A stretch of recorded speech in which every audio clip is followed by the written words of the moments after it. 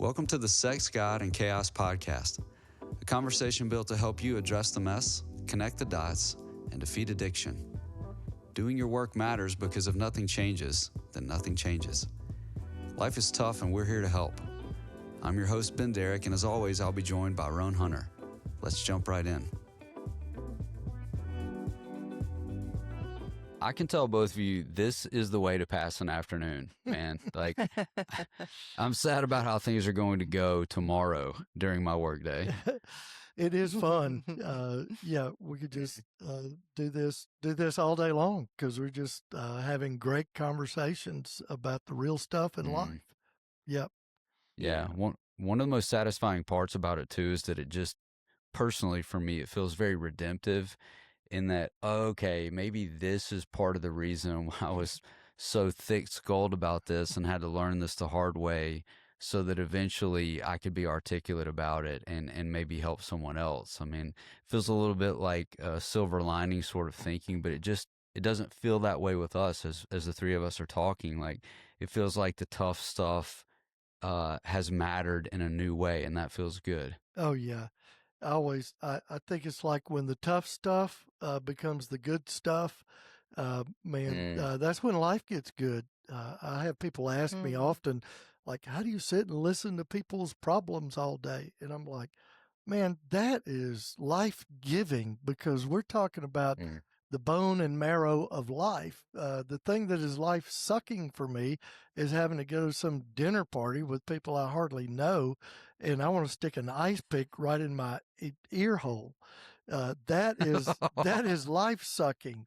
But boy, just, being around people all day long, and I mean, really, any close friends that we have or people that are like in recovery and just on the path of growth. I know, right? It's a wonderful thing. It makes me think about the other night, New Year's Eve, and we had dinner, went to a restaurant with some couples that we do life with that are in long-term recovery, just like us, and how much fun we had. The laughter, the conversations were so real, right? Yeah. There's no pretense. Yeah, it was really fun. I'll tell you some of my favorite moments, and Eva, I'm sure you've had a lifetime of this, so it's probably not as fun for you at times. But when I look across the table and I say it out loud now, I can't believe Roane just said that out loud, right? And then the laughter occurs, and then you got to give as good as you get, and I think what we're describing is it's just a rich life that I would not trade for the world. Oh, absolutely. I would not. Yeah. This episode of Sex, God, and Chaos is brought to you by the Samson Society, a community of men who are tired of pretending and ready to start living in the light. For a lot of us, the hardest part of change isn't admitting we have a problem, it's believing we don't have to face it alone. That's what Samson Society is all about: brotherhood, honesty, and grace for men walking through struggles. There's no judgment, no posturing, and no perfect people allowed. Just men showing up, telling the truth, and finding freedom together. Whether you're a pastor, a husband, a businessman, or a guy who's just tired of being stuck, you'll find people who get it and who won't let you stay where you are. It's a place where every man has a place at the table. If you're ready to stop hiding and start healing, visit SamsonSociety.com. That's SamsonSociety.com, because isolation destroys men, but brotherhood brings them back to life. Oh, yeah. So here we are. So, and not to do a real quick Jesus juke here, but I think we were talking a little bit off mic. We got a little warm start for this conversation, but our origin story tells us that we walk through the valley of the shadow of death. Not that we set up an Airbnb there, right? Or decide to raise a family there. But it's interesting these days, and I know we've talked about this a little bit. I want to throw this around the three of us together, though. The prevalence of the word trauma in our culture today. I've been traumatized. I experienced trauma. this is getting a little out of hand, wouldn't you say, Roane? Holy cow. I'll go on one of my famous rants. This is one of them because I do believe that in some ways we're doing a disservice to the word trauma, to the concept of trauma, because everything is trauma now. And, mama quit breastfeeding me too soon and I'm traumatized. That's not trauma, right? Getting shot at, getting run over by a car, your house burning down, parents divorcing when you're 8 years old. There's real trauma. And most of what people are dealing with, it often is what I would term just emotional distress. Now, emotional distress over time, unabated, will become trauma. There's no doubt. And I would just call that, and even for me, no parent was beating me or anything like that. But boy, there was a lot of neglect. And so, yeah, parents divorcing, that's trauma. But in the form of neglect, there was just a lot of emotional distress of just kind of feeling like you're on your own. And that's kind of my core wounding. My core message is just, I'm on my own, I'm alone. uh, and again, that is real trauma for me because it was unabated. Just from 8 years old, or I mean, even prior to that.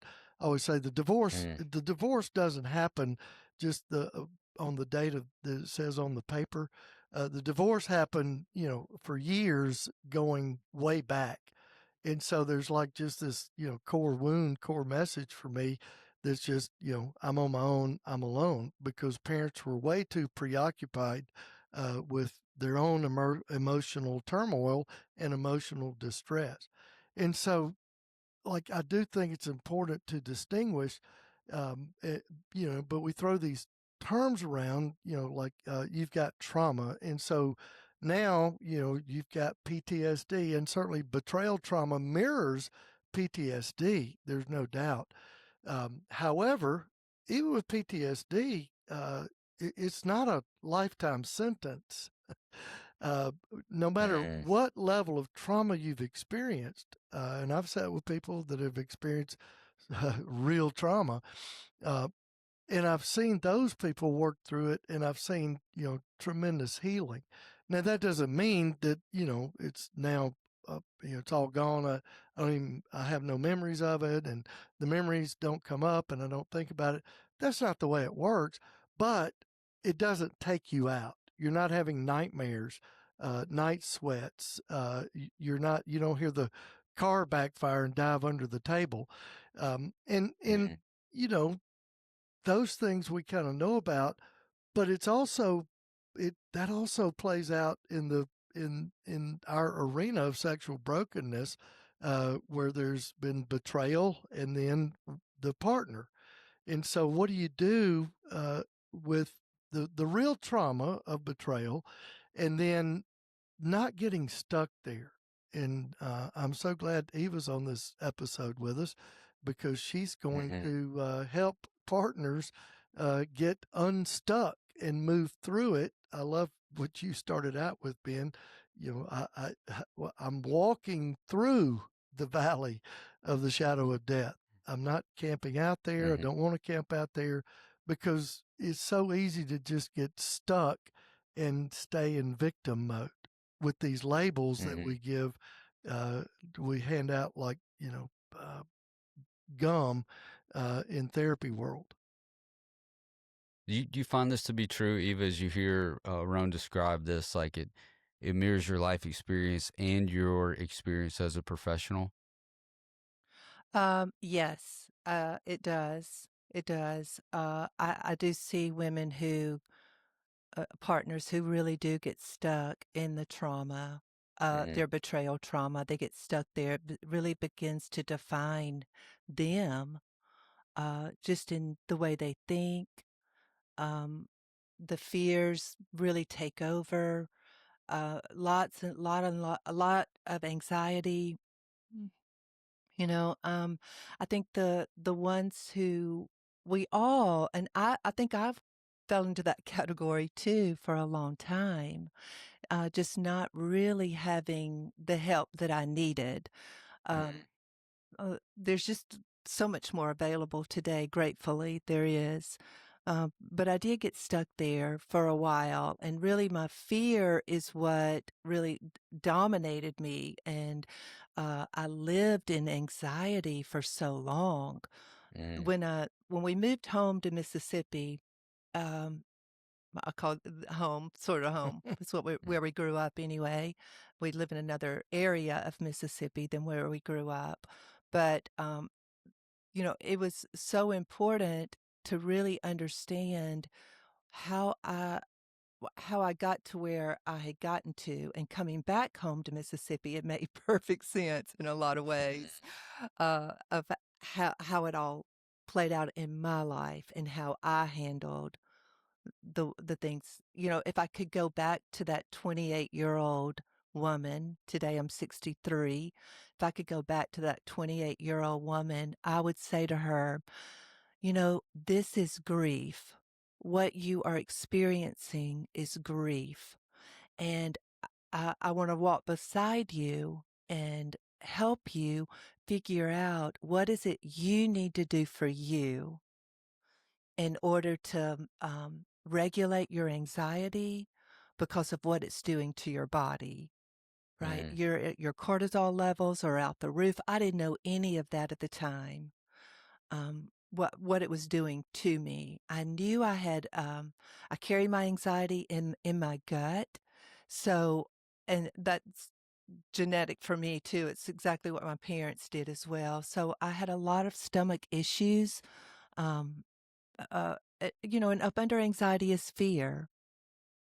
Gratefully, I did have a really strong community in Atlanta of women who loved the Lord, and so they surrounded me, but they didn't have my story. They did not know my story. They knew my story, but they did not. They had not lived my story, so I really couldn't be authentic with them either. Not to the real stuff, the real deep things. Um, you know, eventually I did get into a group in Atlanta of betrayed partners that was very life-giving to me. So I would say to that woman, my 28-year-old self, I would say, get in a group. You've got to be around people who have been where you are. Maybe they're a little bit further along, because you've got to find some hope for yourself, not necessarily for the relationship, but for yourself. And then what is it you need to do for you in order to live a life where you're not harming your own body with all of this stress and anxiety? And really lean into the Lord. I mean, have women that can also pray for you, pray with you, pray over you, walk beside you as well. So those are the three things I think I would tell my 28-year-old self. And then also in the relationship, who do you want to become? What kind of woman do you want to be? You've got to define that for yourself. For me personally, I like to use the 3 circles, just like we use with men who have acting out behaviors. I have my own acting out behaviors around my anger. So in mine, I've got it right here. Hold on, I'll grab it. That's perfect. Yes. This was not pre-planned, but these are my 3 circles. These are my 3 circles. And so what mine say, my inner circle, the woman that I will not rage. I will not dance with Walter. Walter is no warnings, no arguing, no lecturing, no teaching, no explaining, no reminding. That's Walter. I will not parent, rescue, or enable my partner or my adult children. I will take a time out when I'm flooded with emotion. I will not shame with hurtful words. I will not blame or call my partner names, and I will not do any mind reading. So what will send me there? My yellow circle are my triggers. My triggers are stress, fear, lack of sleep, I'm tired, rejection, fear of rejection, fear of abandonment, being overwhelmed. I've said yes to too many things. If I feel lonely, if I'm angry, if I'm bored. And what's interesting, my triggers are very similar to Roan's triggers.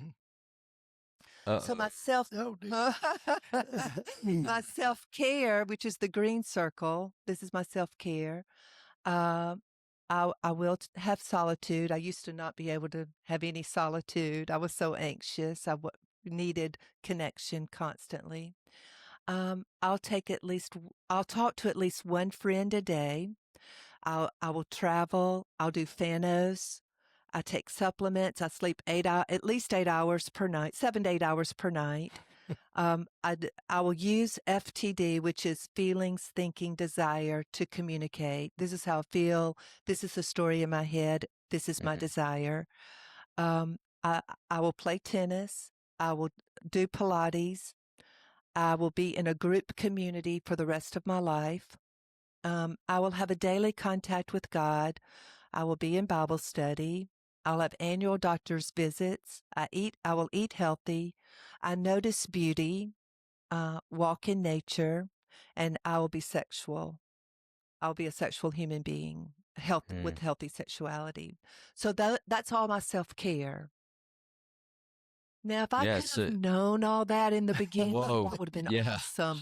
But you don't. You don't. Yes. It is a growing awareness of who we are as human beings. In another episode, when Roane talked about the 10 stops in our spiritual growth, I would have never. I can't imagine getting to the place that I am today and being able to say, yeah, I'm at step 10. I've gone through all of this, if it had not been for post-traumatic growth.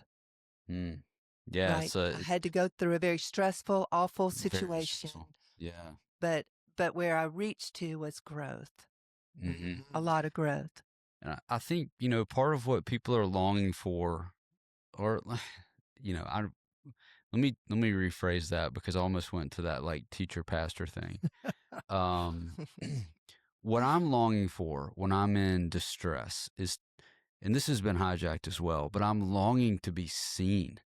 Right. I mean, I can remember as a little kid when I fell off my skateboard, I look and see what happened, and then I look and see who's looking, right? Like, is mom looking, right? I want to be seen because I'm looking for rescue.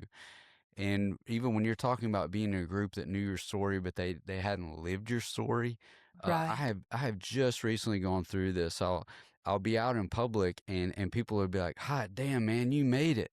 Congratulations." And I'm like, whoa, like I kind of want to throat punch you right now. Yeah. Because that doesn't really honor the hell I've been through, right? They don't mean anything by it. People don't mean anything by it, except for what they're really trying to say is, it's good to see you. Yes. But that part of me that wants to be seen interprets it as, and here's the interesting part, and I don't know if this is a masculine heart or just a human heart, but I go to that place where I'm like, oh, they don't see me. They don't know what I've been through. And in my younger years, I would want to stop and spend the next 35 minutes explaining to them everything that happened to me in the hospital, right? Like, no, you don't get it, man. You don't get it, man. But the masculine heart, I think, will trend towards that victim mentality. And I see this at our coaching weekends all the time. The men want to be very descriptive about the way that they were hurt. Like, I want to describe this and I know I've only got 20 minutes, but I'm going to take 37, right?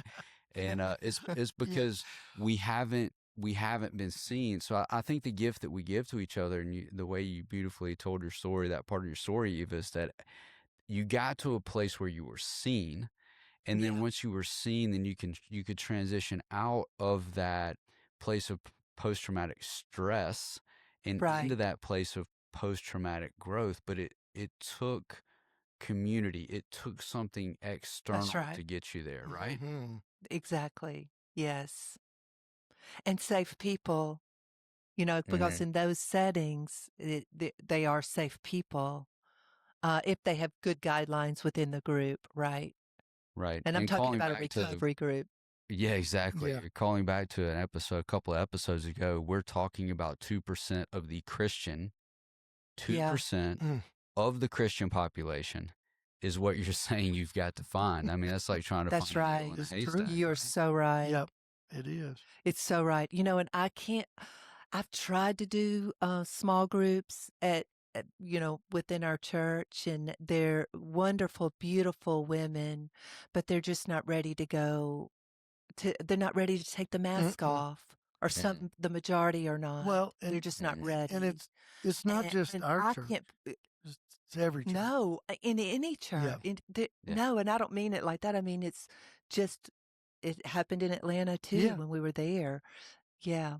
Whereas before recovery, before all of this, that would have been so way enough. That would have Mm, met all the what I thought I needed. That met that need, mm, right? But after recovery, and it is in scripture where it talks about, deep will meet deep, deep meets mm, deep.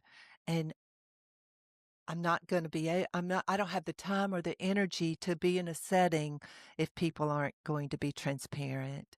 mm. Yeah. Just, I don't have the And to be able to time. represent God for other people in those circumstances. I mean, one of the beautiful names for God is that He is the God who sees us. Mm. And that Yes. name emerged in the human experience because a woman was in a very desperate situation and she Mm. felt seen by God. That's Yeah. where that name comes from. For the men that are listening, I think the thing that I have in my mind most often, and um, goodness knows, Roane quoted Forrest Gump a couple of episodes ago. We got to clean that up. So I'm old. That's an old movie now. that's right. Yeah. Well, for me, it's Saving Private Ryan because little Ben is on the beach holding his rifle behind a little piece of metal and just shaking, right? But the Ben who's in post traumatic growth is the guy in the scene that's saying, "Get off the beach, get off the beach. You've got to move. Get off the beach." Um, I have to use both sides of me. I cannot shame the little Ben who's hiding behind that piece of metal trying not to get killed. But at the same time, if I do stay in that stressful state, Mm. it's going to kill me. It is Mm-hmm. absolutely going to kill me. So we've got to move. We've got to get to a posture of growth. So many of us in our society today though, and in our culture, whether we're going the route of worldly wisdom or we're just sitting in sermons, often today in our Western church, those are basically just the same thing. We can't try to do it on our own. We have to be able to reach out and put ourselves in those positions so that we can join in the currents of growth, Mm-hmm. watch what it looks like, listen what it sounds like, and then mirror that. What did you say? This has been, God, Eva, this has been episodes and episodes ago. Um, Act your way into right thinking, something along Oh, those lines, yes. right? Uh-huh. Uh-huh. Yeah. So, when you sit down in a community where, like, oh my gosh, there's a person who is honoring their own actual trauma, they're talking about it with a sense of calm, and they're Mm. actually expressing and showing me, even in the way that we're sitting in this circle, that they're in a pattern of growth in their life right now. How did they get there? Mm. Right. Mm. So, our premise today is that we don't want to minimize trauma. We do want to call trauma, and things that aren't trauma, we're not going to call them that. But we will say that these disruptive experiences cause a window where growth is not only possible but probable unless we stay stuck, right, Ron? I mean, Mm. unless we go victim and we stay stuck in a diagnosis or stuck in a descriptor. Oh yeah. So how do you? I just want to hear from you, Ron, about how do you see men helping men or people helping people get to that place? Well, I think it's this idea of like we don't want to get stuck, and you've got to begin to reframe kind of the story, reframe the reality, Mm, or actually maybe live in reality, and maybe what's happening at this point is I'm not stuck, but I'm starting a journey, And this journey is really, again, goes back to the fact that, like, we try to separate recovery from Christianity, or like, I mean, all this stuff is intertwined. And so really what it is, I'm starting a journey. I'm starting a journey of true personal transformation. I'm starting a journey of growth and self-awareness. Even, I mean, all the forefathers in church history, I mean, Calvin, Luther, Augustine, we can go down the list. Every one of them, in some form or fashion, said the journey to God is an inward journey. And so, what we're really entering into is this inward journey of recovering. And what I'm recovering is I'm recovering the life that God intended me to live from the beginning. And so now it's more of a thank you, Jesus, I'm on this path, because, broad is the way and wide is the gate that so many people are on. And this narrow way, this narrow gate. I mean, the passage when Jesus talks about when we get to heaven and he says, depart from me, I never knew you. Holy cow. Dude, that should Ooh. just scare the Ooh. bejesus out of all of us, right? Well, what's he talking? At least 75% of us is just scared to death. No doubt. But it's like, okay, man, what's Jesus talking about? I believe that Jesus is talking about that intimate depth of relationship that we have to begin to practice with other human beings if we're ever going to have it with an invisible God. And that's why he gives us others in our lives to begin to go there and begin to form those bonds, to form those connections, to have the intimate relationships that we were created and meant to have from the beginning. And so all of this, it's all the same. Whether you want to call it, transformation. I mean, we put the big sanctification. I mean, we can put all the theology words on it, or we can put all the recovery words around it. But the bottom line is, man, I'm moving into an intimate and real relationship with my Creator, and I want to know that I am a beloved son, and that's what so much of this work is about. And and Ben, this, just even working with the military guys that you work with, when we talk about post-traumatic stress disorder, I mean, research has shown the guys that are most affected by that, and I mean, there's always exceptions for sure, but so many of those guys, what you find is that they've got a lot of childhood trauma that's unresolved, that's never been faced, it's never been dealt with.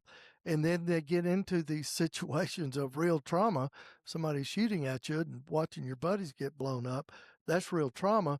Well, now what happens is how that kind of gets intertwined, layered onto the pre existing trauma that was there, and that's why it becomes kind of complex PTSD. And even in Eva's journey, and she talks about this often, but what she grew up in, father being an alcoholic, all the stuff, the childhood stuff, well, that was all unresolved, and we talk about it, I think, in the book. I know we've talked about it on podcast. When when we first go to counseling, it was like, I was the easy target, because I'm like, here it all is.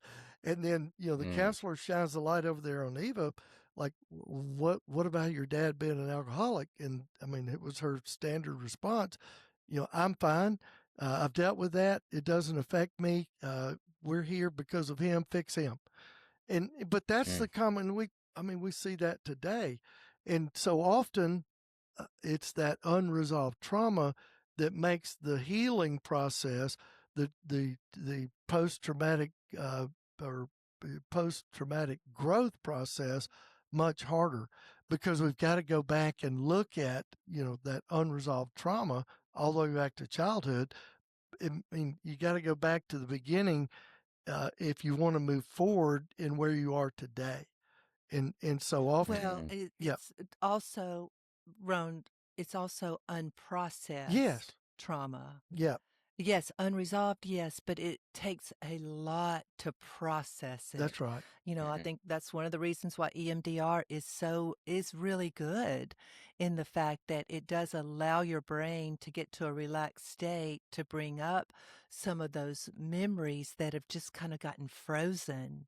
Like you don't even remember what the sofa felt like when you were 4 years old and you're afraid for your life because your dad was screaming at your mom. You don't have not even been, that memory is somewhere so deep inside of you until you in a position with something like EMDR to bring that back up. So it's just really unprocessed too. It's unresolved, but it's Yeah. also unprocessed. And it's a journey to process all that. Yeah. And it may be Man, a lifelong process. Yeah. For some have you people. guys been exposed to In Waves and War Oh, on Netflix? Yes. oh, dude. Yes. I think I Yes, told so you about good. that. And I was just thinking about that too, because, what you see in that is those guys that are Navy SEALs and have been in it, when they go do the Ibogaine, trip, the thing that comes up is the childhood trauma. I mean, it's so fascinating, how it Yep. works. Yeah. One of the most powerful lines, and thank God he's opened my life in a way where I get to sit with these guys daily. Mm. It's crazy. That is just a crazy statement. But I was able to record a podcast with a Green Beret about that film. It Ah, was just fascinating. wow. But one of the most powerful lines in that documentary is when a guy he's looking across the desk and he says, sometimes I wonder if we didn't abuse children, Mm. would we even have a military? Oh, yeah. I mean, Very, very true. that kind of sums that up, doesn't it? Yeah. Yeah, Yes, it like, does because those abused children have so much anger that they Yeah. they oh, don't realize. They don't realize. Yeah, Yeah. and they can go speaking in fight. absolutes, exactly. Speaking in Yeah. absolutes, and this is kind of this is a little bit of a touchy subject that I don't want to like chase a rabbit for the next 3 hours, but these absolutes that we talk about, and this isn't male specific. I will never be in this position where that happens again. I will never allow that again. And this expression in the special forces community works itself out in I'm going to be the meanest, baddest, most long suffering man capable of all sorts of violence because what does that do? That protects the little boy in the backyard who messed up the lawnmower. That's what that does. Oh, Right. yeah. Yeah. But you end up you end up that way of being trapped in post traumatic stress ends up causing generational post traumatic stress. Yeah. But isn't it beautiful when you see someone who's been trapped there? And Eva, you talk about this very openly. It's beautiful to see that lift and the growth start to occur. I mean, it's one of the most amazing parts of the human experience. And I think about Jesus interacting with the woman at the well, where she's wanting to talk about how difficult it is to get water.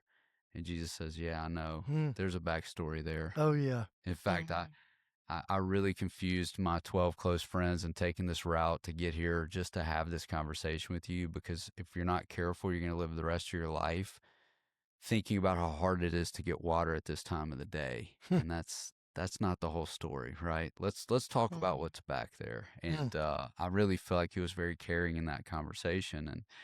And then what does the woman do? Like she goes to rescue the whole town. Yeah. It's amazing, Yes. right? Of course.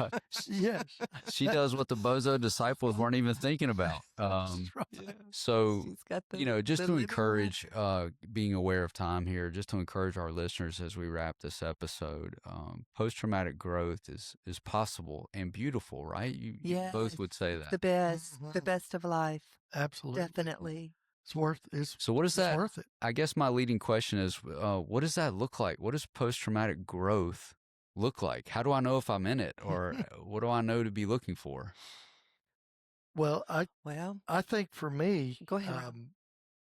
and I say this often, that I believe that a mature person, a whole person, is simply somebody that has the ability to emotionally regulate, and they are also relationally functional rather than dysfunctional, right? And I see that just in our relationship. Again, I don't ever want to promote somehow that we've got all together and uh, we're perfect and all that by no stretch. At the same time, I mean, when we have conflict, it it might last 10 minutes. I mean, usually not even that long. And but that's because we have the tools. Yeah, because neither one of us are going to let our cortisol get high. That's right. Yes. But we've put the tools in place. We practice it. We live, eat, and breathe it, and we live it out.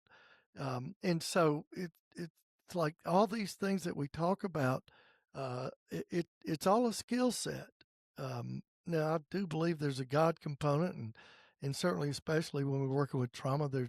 I mean, all of it. There's a Holy Spirit component in the healing process for sure. However, it's also there's a lot of skills that I've got to learn, and then I've got to begin to put them into practice. Hmm. Today, post-traumatic growth for me looks like being emotionally regulated, no matter the circumstance I'm in. Even if I'm in a triggered state, that I still have the ability to stay within my window of tolerance. Um, I don't. It's freedom for me not to have that level of anger that I once had. Uh, it all came out and directed at Rome because of discovery, disclosure. But it had been in my life. That anger had been in my life since childhood. I just didn't realize it. Right. So for me to acknowledge that today and live in reality, live in the truth, be transparent, be authentic, um, and know that God is always wooing me to Him. He's always for my growth. He's always, I love quotes. Another quote I saw recently is mountaintops are for views, but the valley is for transformation. And so I'm not afraid of the valley. I'm not afraid of it. In fact, not that I want to seek it onto myself because something. No, What I mean, stop. but I also have right. I have right thinking. Right thinking in that, like you said earlier in another episode, I have the right thinking that all things do work together for good. Romans 8:28, for those who love the Lord. I know that today, but Yeah. I didn't want to hear that at 28, but I know that today. Yeah. Yeah. You know, at 28, if Jesus were to get me on a mountaintop at 28 and say, "Hey, we're going to the valley," I'd be like, "The hell you say?" You know how long it took me to get up here, Yeah, right? that's right. And I think Absolutely. I probably still have that argument with him a few times. But I am willing to hear in post-traumatic growth, I'm willing to hear Jesus say to me, man, he, he says to me, man, there's something down there in that valley. If we don't go together, you'll never get it. You'll never get it. And it makes me emotional because I finally figured out what's more heartbreaking to God than our temporary pain or time in the valley is for us to miss out. I just think Yeah. you can't stand for us to miss out. I mean, Yeah. the inclusivity of God and the lengths that He has gone to be in relationship with us. I certainly wouldn't have gone to the lengths to be in relationship with me that He has. But if He says, Ben, I swear to goodness, the thing that's down there, we got to go down there and pick it up. And if you don't go down there, you can't ever pick it up. You know, and then maybe even a layer on top of that for post traumatic growth. I'm not sending you down there, bro. I'm going with you. Yeah. With you. Yeah. I'm going with you. Yeah. And I'm going to provide others to go to. Yes. With Yeah. you. You got- With you. That's right. Won't That's be exactly alone. what the psalm says. Come to think of it, Yeah. you know, you are with me. Yeah. I'm not afraid because you're with me, Yeah. right? Right. And I think, you know, just to caringly express to our listeners today, man, we wouldn't wish the valley on anybody, No. right? Except for the fact that we've been there and we know that it is something to prepare a table with Jesus in the presence of your enemies. It steals a resolve in you that is going to allow you to recover, as Roane, as you say beautifully and often, the life that God intended. I mean, what Amen. What sort of father would I be if I hadn't been to the valley a few times? Right? Mm-hmm. What sort of friend would I be? What sort of pastor would I have been? What sort of podcast guy would I be? Right? And I think that's true for all of us. We cast that out there today as a message of hope, not of disregard or not of not seeing, but to be able to say eventually this will be a moment where there is intimacy with God that you will never know any other way. Mm, Mm-hmm. That's the truth. that's a Yeah, wrap. totally agree with that.